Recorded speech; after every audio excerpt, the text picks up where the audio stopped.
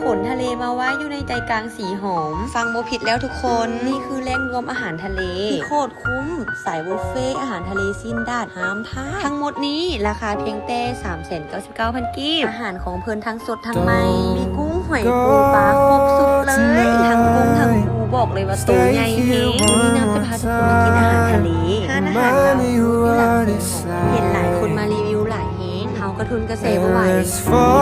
อนมันเติมใหม่สดๆมือต่อมือเห็นซำนี้น้ำลายไหลแล้ววันนี้เฮาก็เลยจัดหนักจัดเต็มเป็นคนนึงมากินอาหารทะเลอยู่แล้วมื้อนี้ก็เลยจัดหนักๆเลยจัดเป็นอาหารทะเลแล้วคนยังมีสิทธิ์ตลอดแบบใหม่ๆสดๆเป็นกันหมดเด้อแล้วสำหรับไผอยากกินตา